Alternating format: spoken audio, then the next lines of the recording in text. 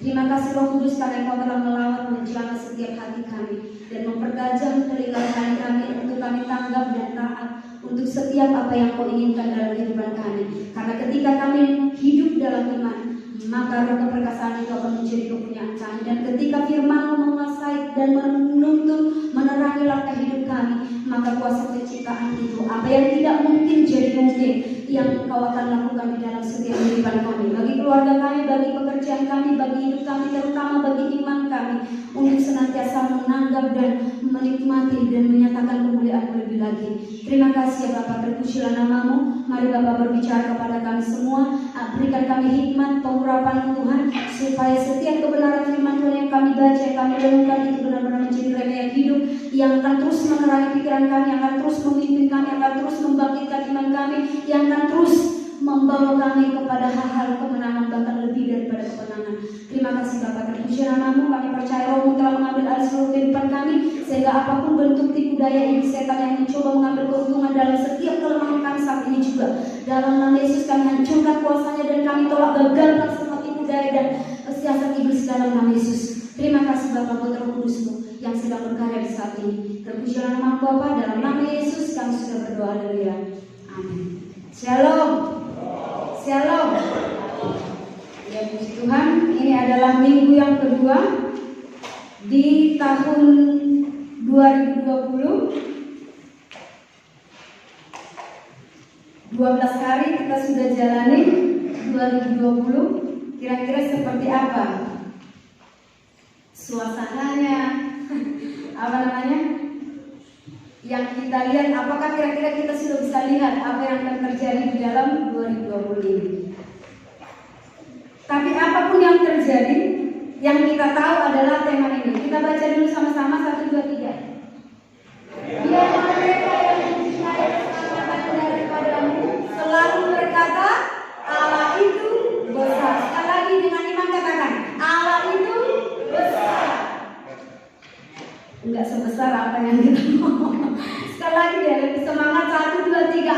Allah itu besar. 1, 2, 3. Allah itu besar. Amin.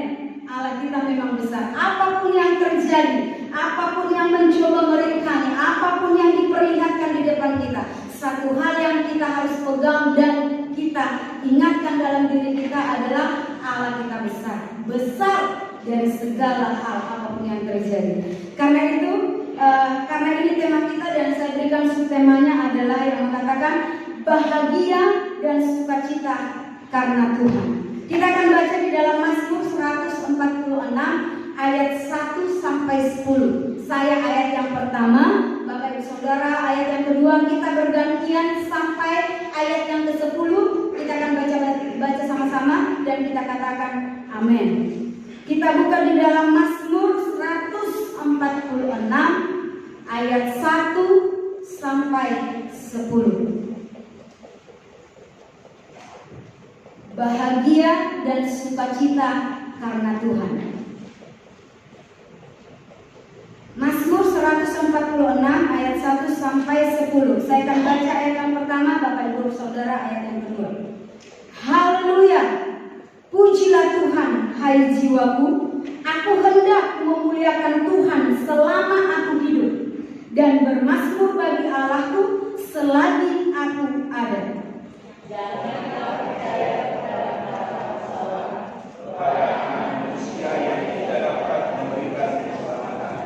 apabila nyawanya melayang, ia kembali ke tanah. Pada hari itu juga lenyaplah maksud-maksudnya. Berbahagialah orang yang mempunyai harapanku sebagai tolong, yang harapannya pada Tuhan Allahnya. Dia yang menjadikan langit dan bumi, laut dan segala isinya, yang tetap setia untuk selama-lamanya. Yang menegakkan keadilan untuk orang-orang yang ikhlas, yang memberi roti kepada orang-orang yang lapar. Tuhan membebaskan orang-orang yang terpuruk. Tuhan membuka mata orang-orang buta. Tuhan menegakkan orang-orang tertunduk. Tuhan mengasihi orang-orang benar.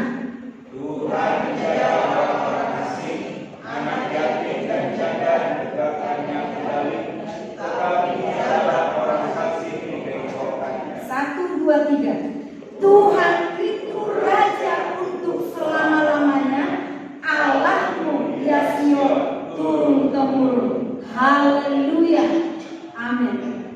Dari ayat yang kelima saya ambil subtemanya bahagia dan sukacita karena Tuhan. Saya akan baca ulang. Berbahagialah orang yang mempunyai Allah Yakub sebagai penolong, yang harapannya pada Tuhan Allahnya. Dan yang menjadi ayat tema kita di dalam Mazmur 70 ayat 5, biarlah bergirang dan bersukacita karena Tuhan semua orang yang mencari Engkau, biarlah mereka yang mencintai keselamatan daripadamu selalu berkata, Allah itu besar. Jadi jelas Bapak Ibu Saudara, ayat yang kelima dengan ayat tema kita sepanjang tahun ini, bahagia dan sukacita karena Tuhan. Kenapa? Dan siapa Allah Yakub itu? Karena dikatakan tadi ayat yang kelima, berbahagialah orang yang Allahnya Allah Yakub. Kenapa? Dan berbahagialah yang Tuhannya, yang mencintai keselamatan yang daripada Tuhan. Kenapa? Jadi satu pertanyaan dan satu perenungan yang harus kita renungkan dan akan menjadi rema dalam hidup kita sepanjang tahun ini, supaya setiap langkah kita, setiap putusan kita, setiap apapun yang kita kerjakan, kita akan berkata bahwa Allah itu besar. Amin. Jadi apapun yang kita kerjakan, kita yakini bahwa di balik apa yang kita lakukan, di balik apa yang kita perkatakan, di balik apa yang kita putuskan, ada kata-kata yang akan muncul di dalam hati kita bahwa Allah itu besar. Kenapa? Siapa Allah itu? Kita sudah baca tadi ayat 6 sampai 7. Tapi akan saya baca ulang supaya kita melihat siapa, kenapa kita harus bersuka, kenapa kita harus bahagia, kenapa, siapa Tuhan itu. Dia, ayat 6 sampai 7, Dia yang menjadikan langit dan bumi, laut dan segala isinya, yang tetap setia untuk selama-lamanya, yang menegakkan keadilan untuk orang-orang yang diperas, yang memberi roti kepada orang-orang yang lapar. Tuhan membebaskan orang yang terkurung. Jadi kita renungkan ayat 6 dan 7 ini adalah alasan kita berbahagia, kita bersukacita, kita akan berkata Allah itu besar, karena Dia itu adalah Tuhan yang menjadikan langit, bumi, laut dan segala isinya. Tuhan itu tetap setia. Tuhan itu adalah yang menegakkan keadilan bagi orang-orang yang diperas. Contohnya kita lihat di dalam Lukas 10 ayat 35 sampai 35. Saya akan baca. Contohnya, siapa Tuhan itu? Kenapa kita harus berkata bahwa Allah itu besar? Kenapa kita harus berbahagia? Kenapa kita harus bersukacita? Salah satu alasannya karena Dia adalah pencipta langit, bumi, laut dan segala isinya. Jadi Dia sungguh Allah yang hidup, Dia sungguh Allah yang besar, Dia sungguh sangat layak untuk dipuji dan diandalkan. Yaitu seperti yang dikatakan contoh Lukas 10 ayat 30, ayat 33 sampai 35, saya akan baca. Jawab Yesus, adalah seorang yang turun dari Yerusalem ke Yeriko. Ia jatuh ke tangan penyamun-penyamun yang bukan saja merampoknya habis-habisan, tetapi yang juga memukulnya, dan yang sesudah itu pergi meninggalkannya setengah mati. Ayat 33 sampai 35. Lalu datanglah seorang Samaria yang sedang dalam perjalanan ke tempat itu, dan ketika ia melihat orang itu, tergeraklah hatinya oleh belas kasihan. Ia pergi kepadanya lalu membalut luka-lukanya. Sesudah ia menyiraminya dengan minyak dan anggur, kemudian ia menaikkan orang itu ke atas keledai tunggangannya sendiri, lalu membawanya ke tempat penginapan dan merawatnya. Keesokan harinya ia menyerahkan 2 dinar kepada pemilik penginapan itu, katanya, rawatlah dia, dan jika kau belanjakan lebih dari ini, aku akan menggantinya waktu aku kembali. Bapak Ibu Saudara, salah satunya adalah kenapa kita harus berbangga, bersukacita dan berkata bahwa Allah itu besar. Satu tadi adalah karena Dia Allah pencipta langit, bumi dan segala isinya. Karena Dia Allah yang setia, Allah yang tidak pernah berubah, dulu, sekarang, sampai selamanya, seperti yang dikatakan Ibrani. Yesus Kristus sama dan seperti dulu, sekarang dan sampai selamanya, tidak akan pernah berubah. Kuasanya tetap sama, kuasa mujizatnya tetap terjadi, dan apapun yang Dia firmankan terjadi.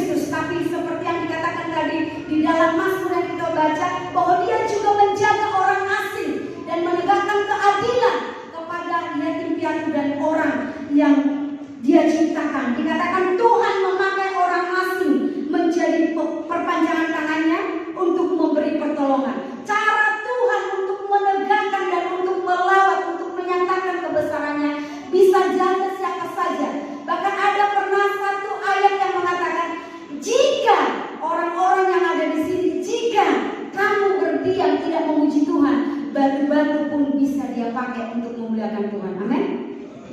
Jadi Bapak Ibu Saudara, jelas Tuhan memakai orang asing menjadi perpanjangan tangannya untuk memberi pertolongan, untuk menegakkan keadilan. Dia seorang asing yang dirampok, yang dipukuli, ditinggalkan setengah mati. Tapi dipakainya juga orang asing menjadi perpanjangan tangannya, melawat, merawat, dan menghargai orang itu. Dia menegakkan keadilan. Dia terus membela. Dan yang berikutnya, kenapa? Siapa Allah itu? Kenapa kita harus bersukacita? Kenapa kita harus bangga? Dan kenapa kita harus berkata Allah itu besar di dalam kehidupan kita? Yaitu Tuhan, karena Dia adalah Tuhan yang memelihara dan yang memberikan roti kepada yang lapar.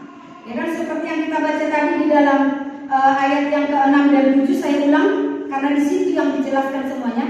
Dia yang menjadikan langit dan bumi, laut dan segala isinya, yang tetap setia untuk selama-lamanya, tidak akan pernah berubah. Manusia bisa berubah, umur kita bisa bertambah, kekuatan kita bisa berubah, tapi kekuatan, kuasa Tuhan tidak akan pernah berubah. Amin. Ia menegakkan keadilan untuk orang-orang yang diperas, yang dipukuli, yang dibuang, yang dihancurkan seperti yang tadi, yang menerima ketidakadilan. Sebenarnya dia tidak pantas untuk dirampok, untuk diperas, untuk dipukuli dan ditinggalkan setengah mati begitu saja. Tapi Tuhan menyatakan perhatiannya, mengutus orang asing untuk menjadi perpanjangan tangannya, melawat, merawat, dan juga membangun dan menjadikan dia berharga di mata orang dan juga di matanya sendiri. Tuhan membebaskan. Dia katakan ayat yang berikutnya, yang memberikan roti kepada orang-orang yang lapar. Contoh, salah satu contoh kita lihat di dalam Matius, di dalam Injil yang dikatakan bagaimana Tuhan menyatakan banyak mujizat. 5 roti menjadi 5 roti 2 ikan, atau 2 ikan 5 roti, dan juga pernah 5 roti dimakan oleh 5.000 orang. Belum lagi termasuk anak-anak dan perempuan. Itu hanya laki-laki. Jadi jelas Tuhan yang memelihara dan yang memberikan roti kepada yang lapar.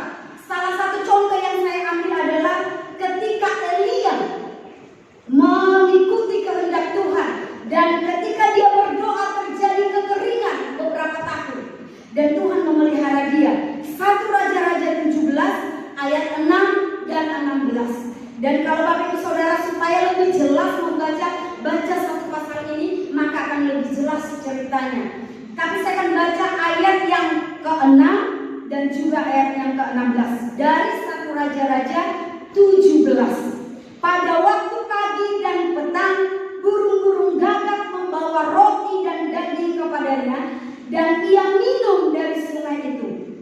Dan ayat 16, tepung dalam tempayan itu tidak habis, dan minyak dalam buli-buli itu tidak berkurang, seperti firman Tuhan yang diucapkannya dengan perantaraan Elia.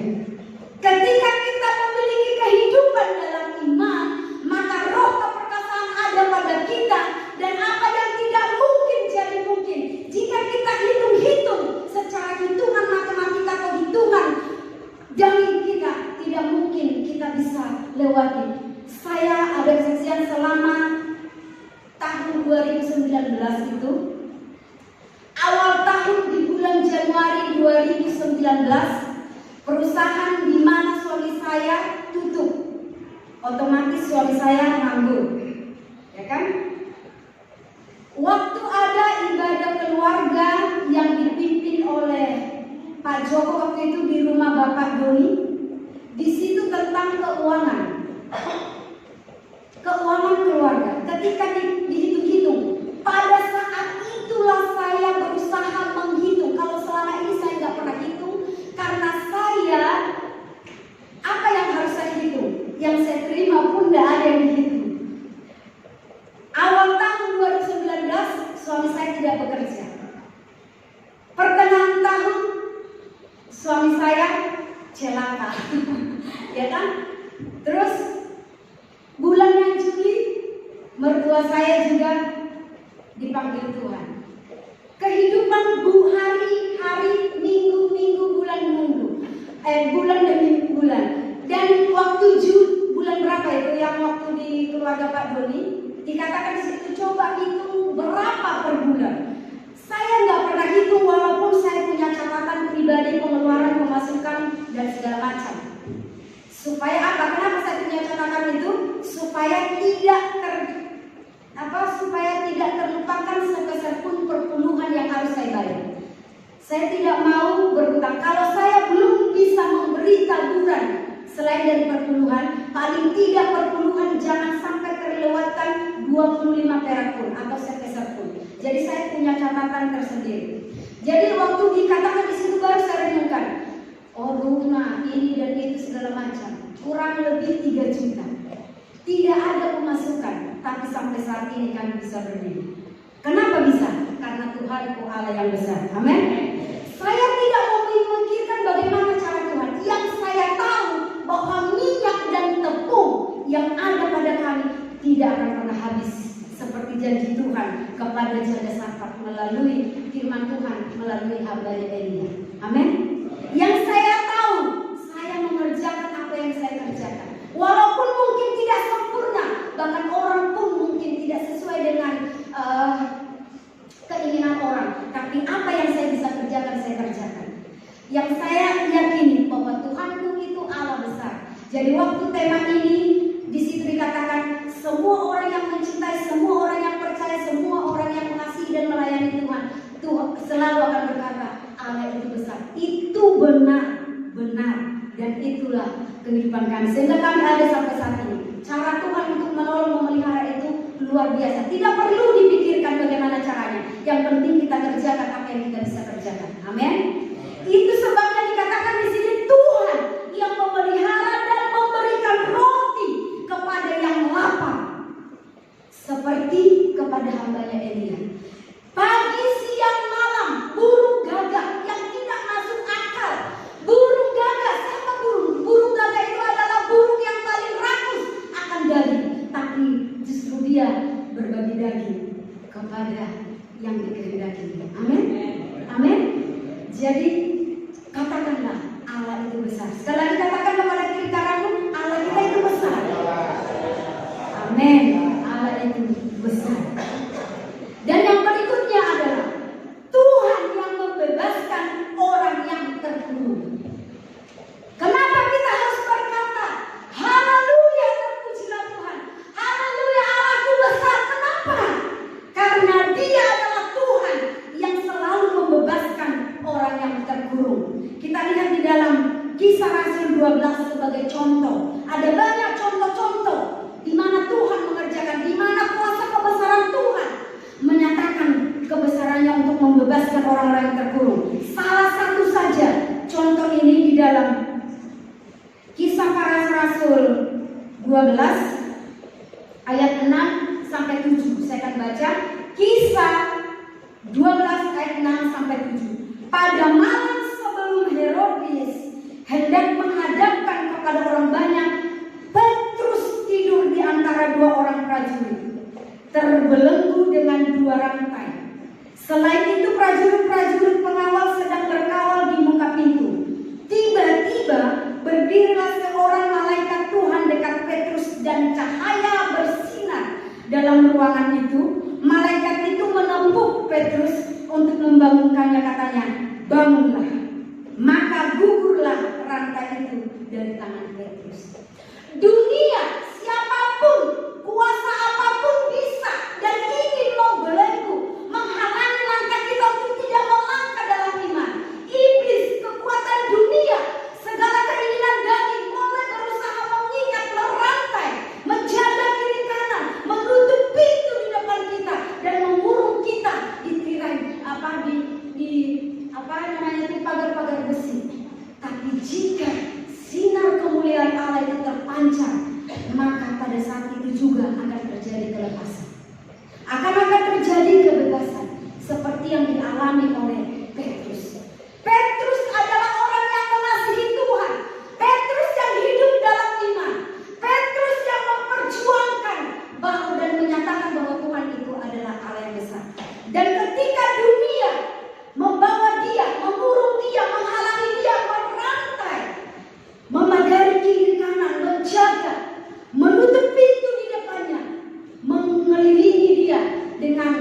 pagar besi yang tidak bisa ditembus oleh kekuatan manusia atau kekuatan Petrus.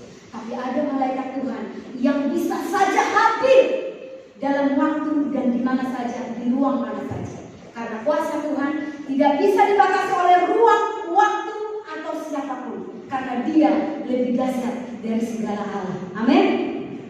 Itulah sebabnya Dia mengatakan Tuhan itu pembebas orang yang terkurung. Ada banyak kelemahan dalam kehidupan kita, tapi satu hal yang perlu kita renungkan: jangan biarkan kelemahan yang ada dalam hidup kita itu ditunggangi atau diambil keuntungan oleh iblis untuk memperdaya dan melemahkan iman kita. Tetapi kita serahkan kelemahan kita itu sepenuhnya kepada Tuhan, supaya Tuhan ubah menjadi satu kekuatan menyatakan kemuliaannya. Seperti Petrus, dia tidak mampu untuk menerobos, dia tidak mampu untuk keluar dari penjaga pengawal kiri kanan dan rantai yang ada di tangannya dan pintu yang tutup disertai dengan pengawal di depannya. Dia tidak mampu, dia lemah. Dia hanya bisa berkata, Allah itu besar dan aku tahu Tuhan itu ada bagi orang yang mengasihi dan percaya kepada Dia. Dan Tuhan pun menyinari ruangan itu dengan sinar kemuliaannya dan mengutus malaikatnya hanya menepuk, hei bangun. Dan pada waktu dia bangun, rantai itu pun terbuka. Amin. Hal itu pun akan terjadi dalam kehidupan kita. Yang penting satu hal, kita mengasihi Dia, kita percaya kepada Dia, dan kita terus memuliakan namanya. Apapun yang kita bisa kerjakan. Dan yang berikutnya, kenapa dan siapa Tuhan itu? Tuhan itu adalah pembuat banyak mujizat. Di dalam Yohanes 2 ayat 7, kita akan melihat mujizat-mujizat, beberapa mujizat-mujizat yang Dia lakukan, yang dikerjakan oleh Tuhan ketika Dia ada di dalam dunia ini. Karena Dia adalah Tuhan pembuat banyak mujizat. Bagi dunia tidak bisa, bagi kita tidak mungkin, tapi bagi Tuhan mungkin. Di dalam Yohanes 2 ayat 7, ini adalah menjadikan air jadi anggur. Dikatakan isilah tempayan-tempayan itu dengan air, dan ketika diisi, pelayan-pelayan Tuhan membawa, bisa dicedok dan dibawa kepada pemimpin pesta. Dan pemimpin pesta mengatakan, apa dikatakan? Yang saya tahu selama saya menjabat sebagai pemimpin pesta, saya sih ini adalah apa namanya bahasa saya, karena saya membayangkan seandainya saya jadi pemimpin pesta itu dan sudah kira-kira berulang-ulang memimpin pesta di Puntang, ya kan? Dikatakan yang selama ini saya hadiri di pesta, sudah banyak pesta yang meminta saya jadi pemimpin pestanya. Baru kali ini orang yang berpesta menyediakan anggur yang terbaik belakangan. Yang selama ini menurut pengalaman saya, yang terbaik terlebih dahulu, yang apa namanya, yang orang-orang sudah belakang ya sudah seperti kita kalau ke pesta, ayo siapa cepat dia yang mendapat makanan lengkap, ya kan? Kecuali kalau kita ibaratnya ke suatu pesta yang hanya 2 menu atau 1 menu, ya nggak apa-apa. Tapi kalau kita diundang kepada ke satu pesta yang menunya itu mungkin lebih dari 10, ketika kita hadir pertama, kita pasti mendapati makanan itu masih utuh, lengkap, ya kan? Ada cap apa itu? Segala cap di situ, cap cair, cap apa dan segala macam ada lengkap di situ. Tapi kalau yang belakangan datang, bisa-bisa hanya tinggal kuahnya saja atau tulangan sop, ya kan? Nah, itu pengalaman, itu aja, itu manusia dan itu memang kenyataan. Dan pemimpin pesta ini juga mengatakan demikian. Yang saya tahu, pengalaman saya, pesta itu selalu menghidangkan anggur yang terbaik terlebih dahulu. Tetapi engkau sampai akhir pesta pun engkau masih punya anggur yang terbaik. Siapa dulu? Karena Allah kita, Allah yang besar. Apa yang tidak mungkin, apa yang tidak pernah dilakukan oleh dunia, Dia sanggup melakukan. Karena Dia membuat banyak mujizat. Yang lumpuh berjalan di dalam Lukas 5:24-25. Saya akan baca singkat. Tetapi supaya kamu tahu bahwa di dunia ini Anak Manusia berkuasa mengampuni dosa. Berkatalah Ia kepada orang lumpuh itu, kepadamu kukatakan, bangunlah, angkat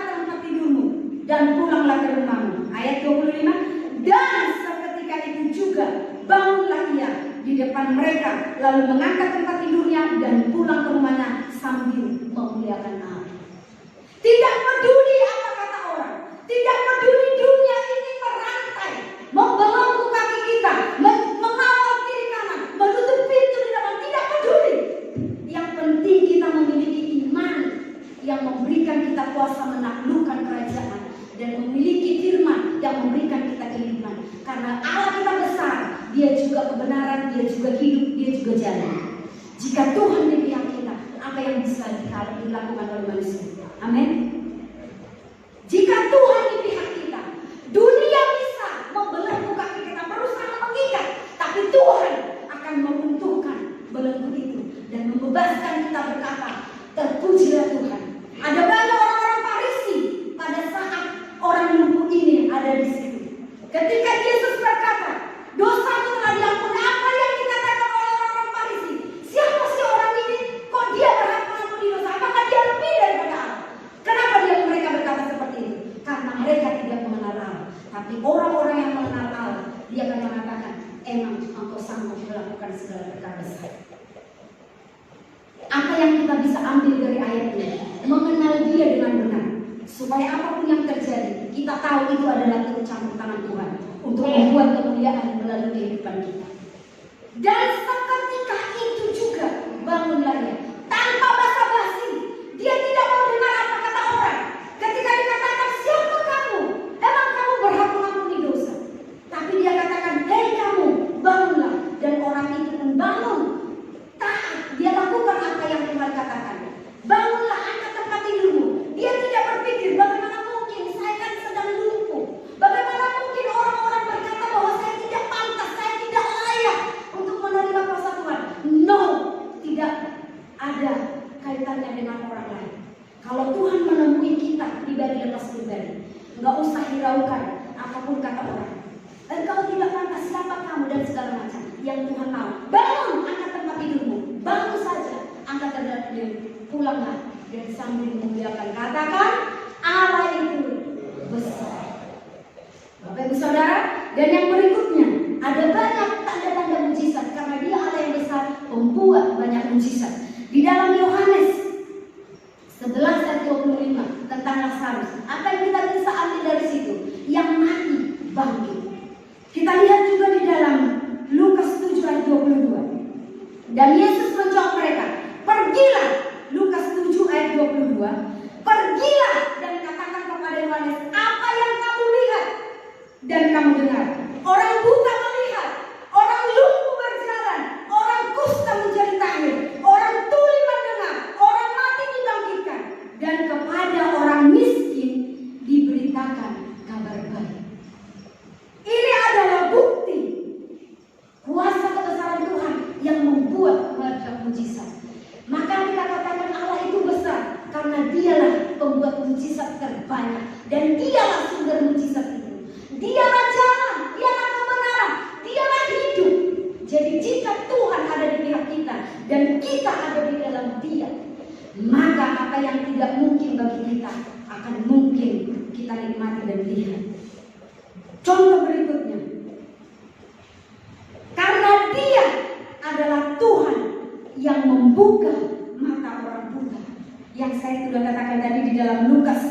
Saya akan baca sebentar saja. Lukas 7:21, Lukas 18:42-43. Kita baca yang Lukas 18 ayat 42-43 saja. Lukas 18 ayat 42-43. Pada saat itu Yesus menyembuhkan banyak orang dari segala penyakit dan penderitaan, dari roh-roh jahat, dan Ia mengaruniakan penglihatan kepada banyak orang buta. Membuka mata yang tertutup, menjelikan mata yang buta. Lalu kata Yesus kepadanya, ayat 42, melihatlah engkau, imanmu telah menyelamatkan engkau. 43, dan seketika itu juga melihatlah ia, lalu mengikuti dia sambil memuliakan Allah. Seluruh rakyat melihat hal itu dan memuji-muji Allah. Semua yang akan kita putuskan, semua yang akan kita kerjakan, semua yang akan kita perkataan sepanjang tahun ini akan membawa kita berkata, Allah itu besar, Allah itu ajaib, Allah itu hidup. Karena itu melangkahlah dengan iman, hiduplah dalam firman, supaya semua yang Dia janjikan dalam hidup kita akan terjadi dan membuat kita akhirnya seperti orang-orang yang merasakan ini. Orang buta melihat dan memuliakan Allah, dan orang mengakui bahwa Allah itu besar, bahwa Allah itu hidup, bahwa Allah itu ajaib. Yang berikutnya, kenapa? Dia adalah Tuhan yang menegakkan orang yang tertunduk, yang selama ini tertunduk karena malu, karena merasa berdosa, karena merasa tidak layak. Tuhan akan datang dan Tuhan akan melawat, dan Dia akan mengangkat hidupnya. Dan dikatakan di dalam Lukas 7 ayat 37, di kota itu ada seorang perempuan yang terkenal sebagai seorang pendosa. Dan kalau dikatakan terkenal sebagai seorang pendosa, kita tahu, kita lihat, kita sadar, kita pasti tahu bahwa orang yang dituduh, orang yang hidup dalam dosa, walaupun mungkin dia sok berani bisa menunjukkan, tapi sesungguhnya hati yang paling dalam, dia akan minder dan merasa, aku tidak pantas, aku tidak layak. Di kota itu ada seorang perempuan yang terkenal sebagai seorang pendosa. Ketika perempuan itu mendengar bahwa Yesus sedang makan di rumah orang Farisi itu, datanglah ia membawa sepuli-puli pualam berisi minyak wangi. Ayat 47. Sebab itu aku berkata kepadamu, dosanya yang banyak itu telah diampuni, sebab ia telah banyak berbuat kasih. Tetapi orang yang sedikit diampuni, sedikit juga yang berbuat kasih. Makanya Tuhan mengatakan bahwa aku datang bukan untuk menghakimi, tapi untuk menyelamatkan. Ada banyak orang yang minder, tertunduk, merasa tidak layak, merasa tidak mampu, karena keadaan membuat dia hidup terpuruk. Dan orang-orang merasa bahwa dirinya pendosa dan tidak pantas, tidak layak, seperti orang-orang Farisi yang ada di sekeliling pendosa. Tapi apa kata Tuhan? Orang ini, perempuan ini, dia tahu dia adalah orang pendosa, dan terlalu banyak yang dia lakukan kasihnya. Dia meminyaki kakiku, dia mencium kakiku. Tapi engkau Simon yang merasa bahwa engkau tidak berdosa, sedikit dosamu, engkau tidak berbuat apa yang dilakukan perempuan. Sehingga dia berkata, orang yang dosanya banyak diampuni, maka dia akan berusaha berbuat banyak kasih kepada Tuhan. Mungkin secara manusia kita tidak melihat usahanya, tapi Tuhan yang paling tahu hatinya. Amin. Tuhan yang paling mengenal hati setiap orang. Orang bisa berkata seperti orang Farisi ini. Di ayat-ayat berikutnya orang Farisi itu mengatakan, jika dia Tuhan, dia pasti tahu bahwa perempuan itu pendosa, pencina, tidak pantas. Tapi siapa kata, kenapa dia terima perempuan itu? Padahal dia sudah tahu bahwa dia pendosa besar. Tapi jawab Tuhan Allah, dia tahu dia pendosa. Karena dia tahu banyak dosanya, dia berusaha berbuat banyak untuk mengambil kasih Tuhan. Kamu Simon yang mengundang saya, yang merasa kamu benar, yang merasa kamu layak, tidak ada yang kamu bisa lakukan. Engkau tidak mencium kakiku, bahkan menyalam tanganku pun tidak. Engkau tidak membasuh kakiku, tapi dia mencium, meminyakinya dan menyekanya dengan rambutnya. Ada banyak usaha yang kita tidak bisa melihat dengan kasat mata untuk memperjuangkan umat imannya tetap di hadapan Allah, sehingga hanya Tuhan yang bisa melihatnya. Di dalam Yohanes 4 kita tahu seorang perempuan yang 5 suaminya. Tuhan tahu dia punya 5 suami. Dia tahu bahwa suami-suami orang mungkin diambilinya, ya kan? Karena saya ada lihat di dalam satu pemberitahuan, saya baca sekilas. Di situ dikatakan tahun-tahun berikutnya kita tidak tahu satu laki-laki dimiliki oleh 7. Jadi kalau sampai saat ini belum dapat satu pun, jangan sampai ke tahun-tahun berikutnya. Dia katakan satu laki-laki 7 sampai 17 wanita. Saking apa? Saking banyaknya perempuan, tapi anak-anak laki-laki mungkin semakin sedikit. Saya tidak tahu itu benar atau enggak. Saya cuma menyampaikan apa yang saya baca. Itu dunia bisa tahu, karena sekarang kan banyak ada hoax. Tapi kita tidak perlu takut. Karena apa? Karena Allah tidak besar, yang melakukan perkara besar yang tidak mungkin jadi mungkin. Dan perempuan ini tertunduk malu. Dia merasa tidak layak dilihat orang, sehingga dia sembunyi-sembunyi pada jam 12 saja dia datang. Tapi Tuhan tahu kalau dia orang yang tertunduk, yang merasa minder, yang merasa berdosa, yang merasa tidak layak.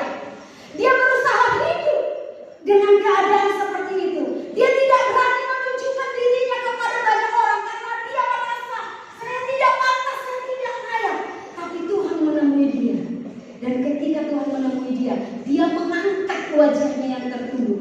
Dia mengangkat orang-orang yang tertunduk itu dan membuat dia menunjukkan diri kepada banyak orang. Hai kamu semua orang-orang di kota ini, aku telah melihat dia yang di sana berkata bahwa Tuhan itu hidup dimanapun bisa menyembah.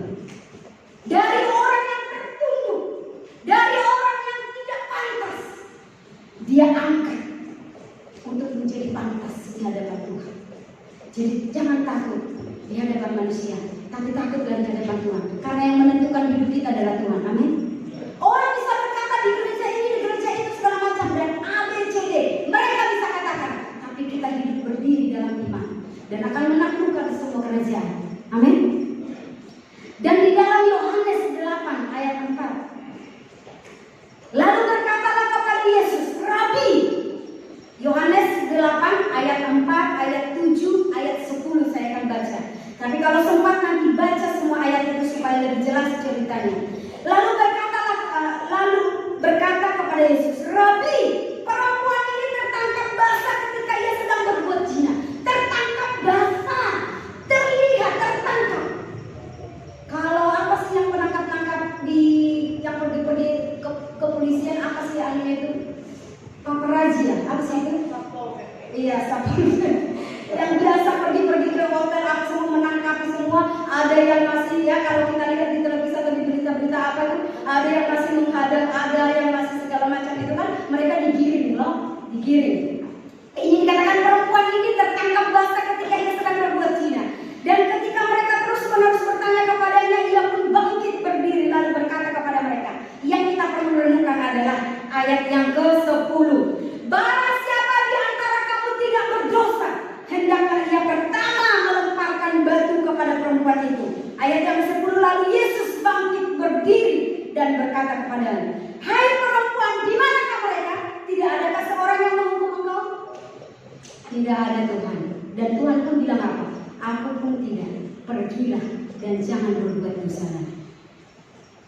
Yang tertunduk, yang minder, yang merasa menarik diri, yang selalu menarik diri karena tidak pantas di lingkungan itu, tidak pantas di orang itu. Tapi Tuhan berkata, aku pun tidak akan menghakimi engkau. Pergilah dan jangan berbuat dosa lagi. Dia mengangkat orang-orang yang tertunduk karena terhina, tertunduk karena keadaan, tertunduk karena intimidasi, tertunduk karena segala hal dalam kehidupan.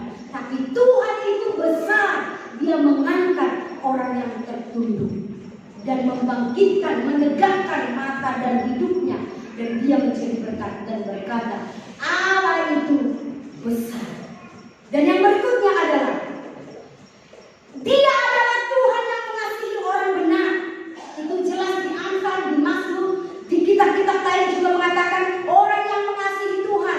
Bahkan di sini dikatakan orang yang mengasihi dan orang yang percaya kepada Tuhan dikasihinya dan akan berkata Allah itu besar. Dan karena dia adalah Tuhan yang mengasihi orang benar, dia juga Tuhan yang menjaga orang asing dan menegakkan keadilan bagi janda dan yatim. Dan Tuhan itu adalah Raja untuk segala dan selama-lamanya. Di ayat 8-9, ayat yang berikutnya, Tuhan membuka mata orang yang buta, Tuhan menegakkan orang-orang yang tertunduk. Di ayat 8 itu adalah Tuhan menegakkan orang yang tertunduk, Tuhan mengasihi orang benar, Tuhan menjaga orang-orang asing, anak yatim dan janda, ditegakkannya kembali. Tetapi jangan orang pasif dibengkokkan. Orang pasif, orang yang tidak mengasihi Tuhan, tidak akan pernah lurus jalan yang dia tempuh. Bahkan dia akan terjatuh dan akan terus tergeletak. Tetapi orang benar, sekalipun banyak kemalangannya, banyak tantangannya, tetapi tangan Tuhan akan menopang dan mengangkat dia kembali.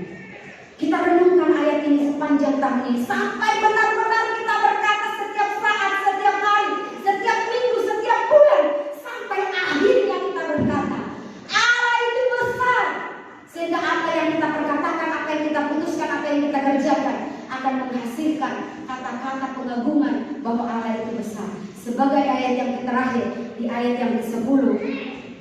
Dikatakan di situ, Tuhan, ayat yang ke-10, Tuhan itu raja untuk selama-lamanya. Allahmu ya Sion turun-temurun. Dia akan menjadi raja selama-lamanya, turun-temurun, sampai cucu buyut dan segala macam. Sampai kita tidak ada, dia akan tetap ada. Amin. Untuk cucu kita, untuk siapa saja yang akan kita tinggal kelak. Jadi apa? Bagaimana kita membuktikan bahwa kita mengenal Tuhan? Dan bagaimana kita membuktikan kalau kita mengasihi Tuhan? Yang pertama adalah memuji Tuhan dengan segenap hati selagi kita masih hidup. Di ayat pertama dan ayat kedua, baca di situ dikatakan, Haleluya, pujilah Tuhan hai jiwaku. Aku hendak memuji, memuliakan Tuhan selama aku hidup. Apa buktinya? Kalau dari pihak Tuhan bahwa Allah itu besar karena dia membuat mujizat, dia menegakkan orang yang tertuduh, dia membuka mata yang buta, dia membuat orang yang lumpuh berjalan, dia bangkitkan orang mati. Di pihak kita sebagai orang yang mengasihi Tuhan, di pihak kita sebagai orang yang mengenal dan mengasihi Tuhan, apa yang kita lakukan? Yang pertama, memuji Dia selagi kita masih ada, segenap hati kita, dan juga memuliakan Tuhan seumur hidup kita. Ayat 1 dan ayat yang kedua, mempercayakan hidup kita sepenuhnya kepada Tuhan. Karena orang yang mengandalkan Tuhan, yang menaruh harapannya kepada Tuhan, akan diberkati dengan kebahagiaan dan memperoleh keselamatan. Tetapi orang fasik jalannya tidak akan pernah lurus. Ayat yang kelima, orang yang mengandalkan bangsawan atau mengandalkan yang berharap kepada manusia akan terkutuk. Jangan engkau mengandalkan bangsawan atau manusia yang dikatakan di ayat 4. Karena kalau dia mati, pada saat itu juga rencana dan rancangan-rancangannya itu akan lenyap. Jadi tidak ada yang bisa diandalkan. Yang bisa diandalkan siapa? Yesus Allah kita yang besar. Karena orang yang mengandalkan Tuhan akan berkata Allah itu besar. Kita sama-sama bangkit berdiri dan kita baca sekali lagi ayat Mazmur 146 ayat yang kelima dan Mazmur 70 ayat yang ke-5. Ayat 5 dan ayat 5. 146 ayat 5, 70 dan ayat yang kelima. Kita baca ayat ini sama-sama dan kita berkata amin. 1, 2, 3. Berbahagialah orang yang mempunyai Allah Yakub, sebab penolong yang harapannya pada Tuhan Allahnya. 70 ayat yang kelima. Biarlah bergirang. 70 ayat yang keempat ya. Yang keempat. Ya, ayat kelima. 1, 2, 3. Biarlah bergirang dan bersukacita karena engkau, semua orang yang mencari engkau. Biarlah mereka yang mencintai keselamatan daripada Tuhan selalu berkata, Allah itu besar. Sekali lagi, Allah itu besar. Sekali lagi, Allah itu besar. Mari kita naikkan pujian. Yesus, kaulah kebenaran yang memberikan hidup. Selama aku hidup, aku akan menyembahmu. Dunia tidak akan bisa memisahkanku dari kasih-Mu. Karena itulah bukti kita mengenal dan mengasihi Tuhan. Kita memuji, kita memuliakan Dia seumur hidup kita. Selagi kita ada, kita percayakan seluruh hidup kita kepada Tuhan, bukan kepada dunia, bukan kepada bangsawan, bukan kepada manusia. Karena begitu manusia mati akan lenyap semua rancangannya. Tapi ketika kita mempercayakan hidup kita sepenuhnya kepada Tuhan, maka Dia yang akan bertanggung jawab dan membuat mulut kita berkata, terpujilah Engkau Allahku yang besar.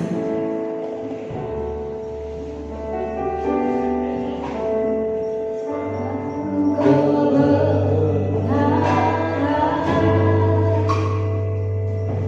yang